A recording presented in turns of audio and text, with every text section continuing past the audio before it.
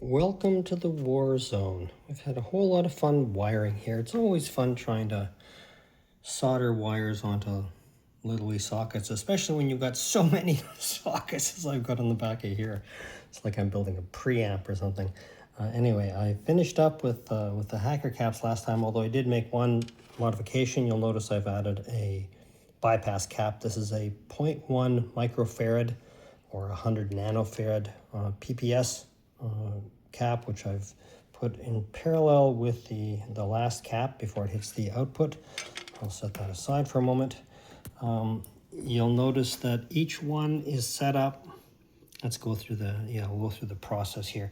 I won't worry about all of these transformers because none of them are wired up yet, so I'll talk about them in a future episode. But in the meantime, I think you had already seen the yellow wires going from positive down to the positive supply here.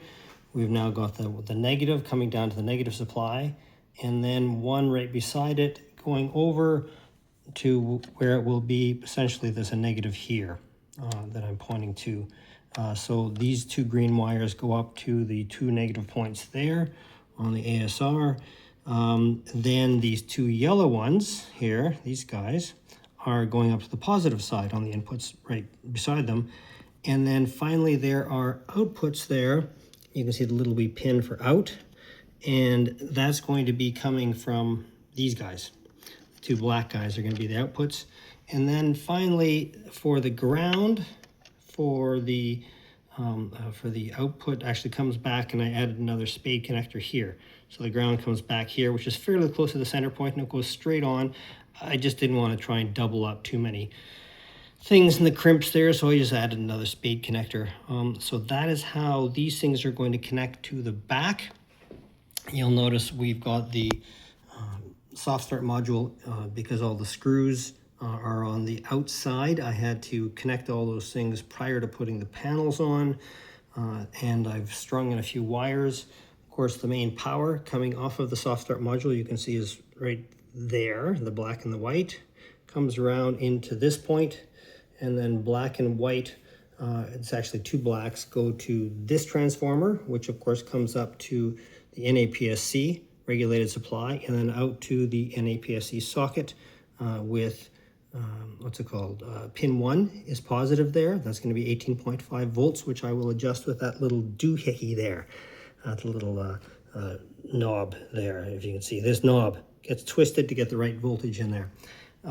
Additionally, we've got these wires, which are currently just kind of strung across here. They will eventually be tied down to here with all the other wires that are going to be going across, feeding all of these transformers. And they are currently coming into the Neurochrome Preamp supply, which is going to be supplying these two universal buffers. The switch is also, there's a little blue, you can't really see the blue one very well, but you can see I'm stringing it through. The blue wires paired together are for the switch. They come all the way over here, running all the way along the bottom, and eventually will be plugged into this switch here to do that.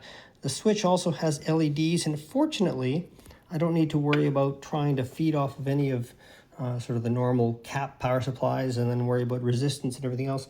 This little Neurochrome preamp power supply also has output for LEDs, including those little trim pots that let me say how bright I want it to be. In fact, if it was just this device, I could have standby LEDs as well as regular LEDs and all kinds of fanciness. But in this case, we're just using it for the two buffers and to power this little LED.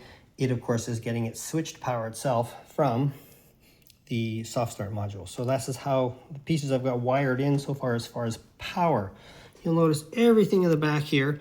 What's going to happen, of course, you'll notice right on the bottom.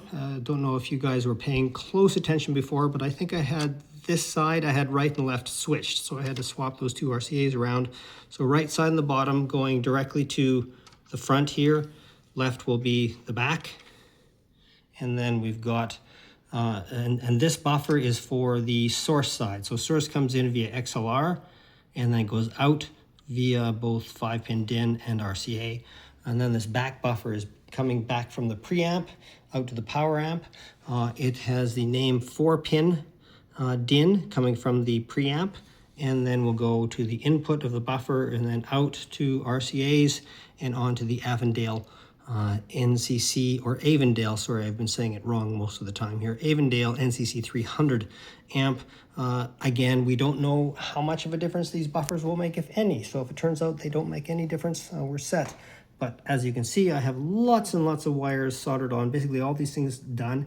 And I think we're good with every single one of them, except that I discovered the black one, which is the left channel positive coming from the 4-pin DIN from the preamp, is supposed to go all the way up to this guy, and he's not quite long enough. He needs to be like another half an inch longer. I don't know how I managed to snip it too short, but I was a bit of an idiot. So I'm gonna have to dismantle enough stuff to get this particular thing soldered. And the interesting thing is this one was the weirdest one to solder anyway, so I probably was so flustered with trying to solder the silly thing that I wasn't paying close enough attention when I snipped the wires. I tried to snip each of them with plenty enough extra, and for some reason I screwed up.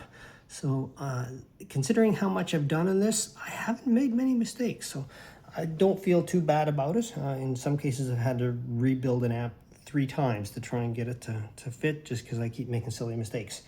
You'll notice I have this one hacker cap sitting to the side for the moment, because we need to hook up all of these wires from here into the sides of this module here. So until I get this little thing finished, I can't mount that hacker cap in place.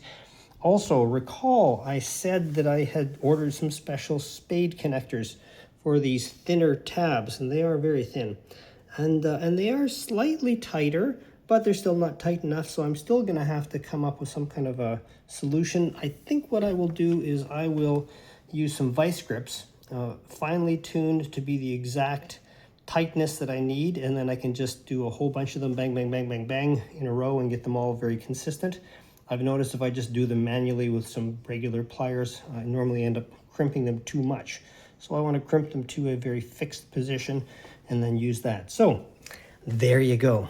Lots of progress, lots of wire noise in here. It looks like a bit of a rat's nest, but that's typical at this point of a build. I have many more wires to add yet to get all of these pieces in place, because of course we have wires coming from this point into each of these 4 transformers, and then we have more wires having to come up to go to the AC, plus and minus, on each of the buffer boards. So much more to go yet, but we've made excellent progress this weekend. I figure by the end of next weekend, this thing should be done. Hope you're having a great Sunday. Bye-bye, all.